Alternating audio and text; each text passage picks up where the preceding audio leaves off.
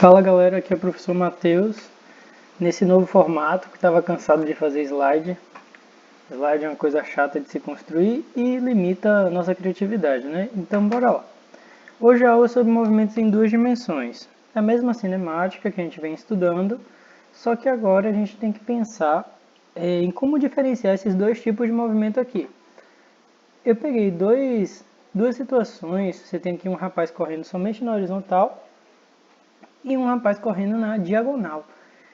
Para o que a gente estava estudando até agora, esses dois movimentos eles iam ser estudados da mesma forma. A gente ia pegar lá a forma de velocidade e prever quanto é que ele se move, a depender se o movimento fosse uniforme ou uniformemente variado. Bem, hoje a gente vai diferenciar esses dois movimentos. Na horizontal, esse rapaz ele só se move em uma dimensão. Quando eu falo dimensão, eu estou me referindo, ele só vai ter um deslocamento em um sentido aqui, ele só vai para a direita. Enquanto que esse segundo rapaz, ele vai estar se movendo em duas dimensões. Olha por quê. Para chegar aqui, ele teve que se mover para a direita e teve que se mover para cima. Então, esse rapaz ele se moveu em dois sentidos. Logo, esse é um movimento em duas dimensões, enquanto que esse aqui é um movimento em uma única dimensão.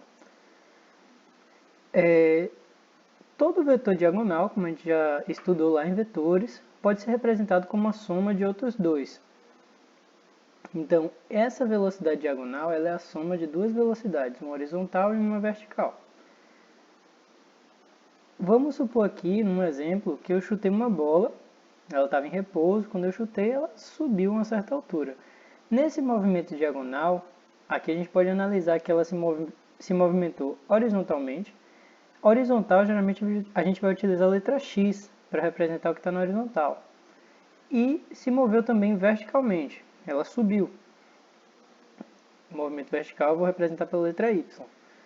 Todo movimento que é composto por dois ou mais movimentos, a gente pode analisar cada um deles independente do outro.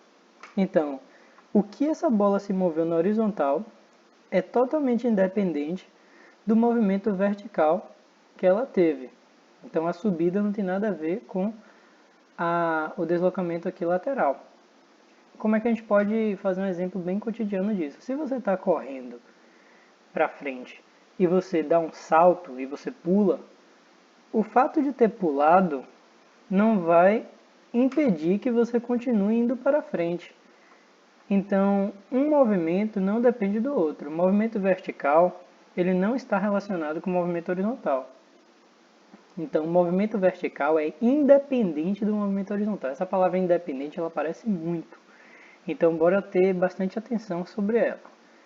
Aí aqui eu fiz um exemplinho, que é um exemplo que a gente vai estudar muito durante esse período agora.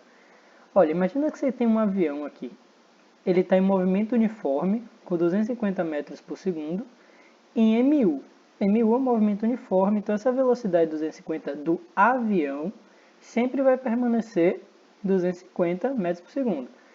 Passou um segundo, esse avião foi lá e abriu uma escotilha aqui, ó, dentro dele, e liberou essa bomba. Pode ser uma bomba, um saco de suprimentos. Essa bomba ela está caindo em queda livre, porque a velocidade inicial dela é zero, e só tem a gravidade atuando, eu estou desprezando a resistência do ar. E aí, você vê aqui, ó, se o avião tinha 250 metros por segundo, logo quando essa bolinha cair aqui, ó, quando essa bombinha cair, ela vai ter o mesmo movimento do avião.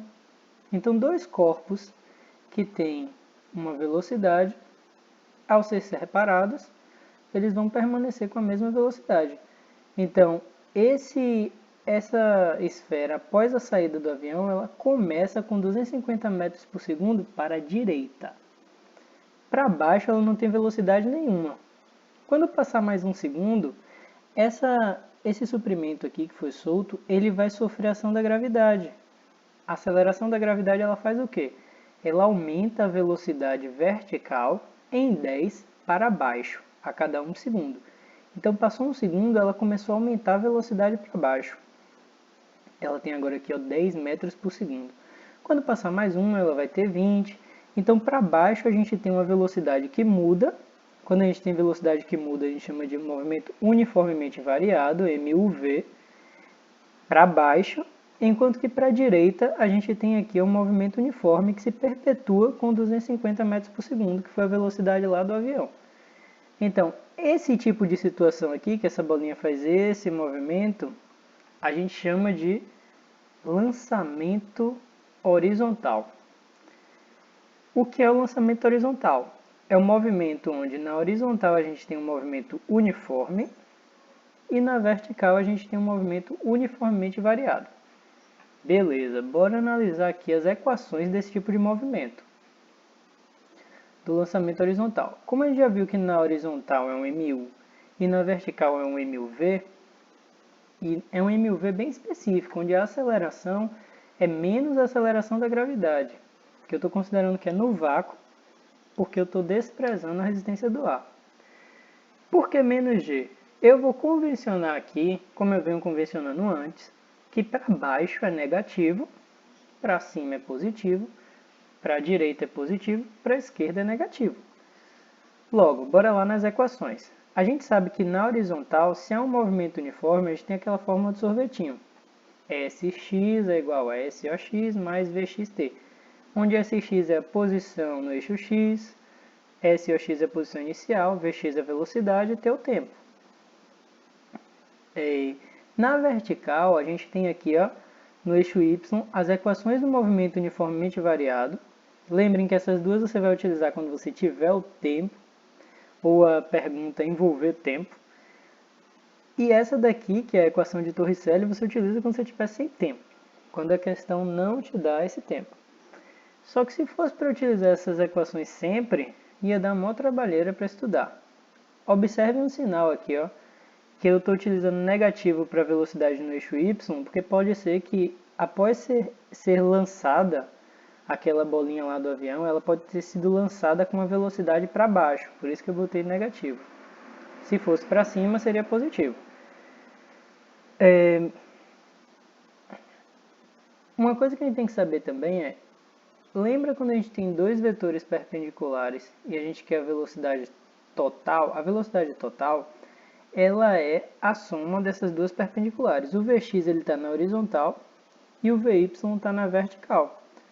Quando dois vetores fazem 90 graus, a gente tem que utilizar o teorema de Pitágoras para descobrir o resultante. Então, por isso que aqui, ó, ele está como se fosse uma hipotenusa, a minha velocidade total. Tem perguntas que vão te pedir o módulo do vetor resultante da velocidade. Então, você tem que usar essa equação. São questões bem específicas, tá?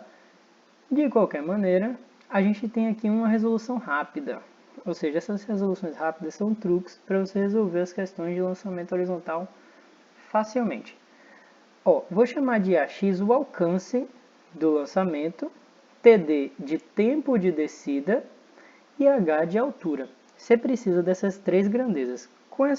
Com uma dessas três, você vai poder encontrar outra e possivelmente resolver o problema. Então, elas são extremamente importantes. Eu estou considerando aqui que quando esse corpo foi lançado lá do avião, ele foi abandonado com a velocidade no eixo y igual a zero no início, como se ele fosse abandonado, solto, não empurrado para baixo.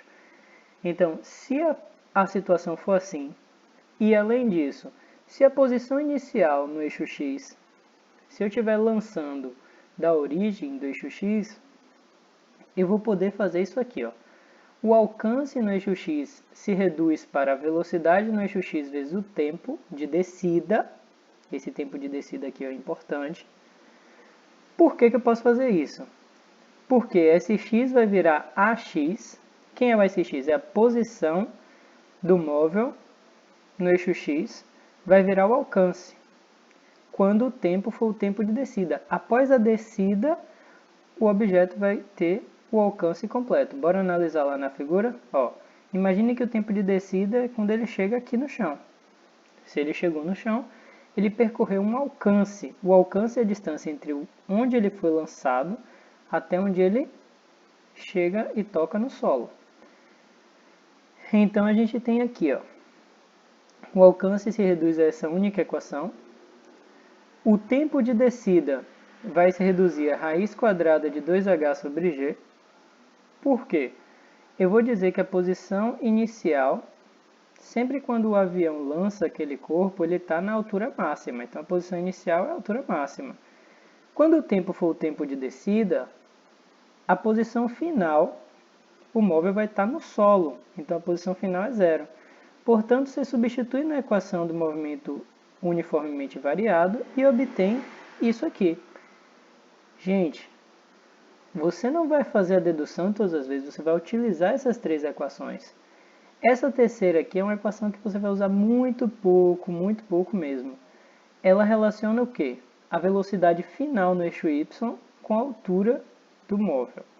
Essa velocidade no eixo y é a velocidade antes de tocar no chão. Porque observa, à medida que o corpo vai caindo, ele vai ganhando velocidade, ganhando. E aí, antes de tocar, um milésimo de segundo antes de tocar no chão, ele tem uma velocidade. E é essa velocidade final aqui, ó. E aí, com ela, você pode descobrir a altura. Aqui aparece muitas vezes a letra G, só que a maioria das questões vai considerar que G é 10. Então, G é como se fosse algo que você já tem, e você só vai descobrir as outras coisas. Então, bora lá, gente. O que é essa equação? Essa é a mais importante, a do tempo de descida. Toda vez que a questão te der altura, você pode descobrir o tempo de descida, quanto que demorou para chegar no chão. Então, isso já vai te dar muita informação sobre a questão. Com o tempo de descida, você encontra o alcance e já foi. Sempre as questões envolvem perguntas com essas três grandezas. Aí, bora começar a fazer questão. Eu separei aqui um bloco enorme de questões para a gente fazer. Eu vou fazer umas 5 questões nesse vídeo e vou postar um segundo vídeo com mais 5 questões de lançamento horizontal. Então, bora lá. Essa questão aqui da UEMG, né? Olha como ela está. O tempo é um rio que corre. O tempo não é um relógio, ele é muito mais do que isso. O tempo passa, quer se tem um relógio ou não. Uma pessoa quer atravessar um rio num local onde a distância entre as margens é de 50 metros. Então a gente tem um rio e alguém quer passar com um barco por essa distância do rio de 50 metros. Para isso, ela orienta o seu barco perpendicularmente às margens. Gente, essa é uma informação importante. O barco está atravessando o rio perpendicular às suas margens, fazendo 90 graus. Considere que a velocidade do barco em relação às águas seja 2, então o motor do barquinho só consegue fazer uma velocidade de 2, e a correnteza tem uma velocidade de 4 metros por segundo. Então, a correnteza é maior do que a velocidade do barquinho. Mas bora lá. Sobre a travessia desse barco, escreva em seu caderno a afirmação correta. Eu vou analisar cada uma dessas afirmações. A. Se a correnteza não existe, o barco levaria 25 segundos para atravessar o rio. Com a correnteza, o barco levaria mais do que 25 segundos. Então, essa alternativa está me falando que a correnteza vai atrapalhar o movimento do barco. Bora analisar isso aqui. Bem, sem a correnteza, olha o que a gente tem. A velocidade do barco é 2 e o deslocamento que a gente quer ter com ele é de 50 metros. Então, você pega a fórmula de velocidade média e substitui para descobrir o tempo. Você descobre para o tempo 25 segundos, então está correto. Sem a correnteza é 25 segundos.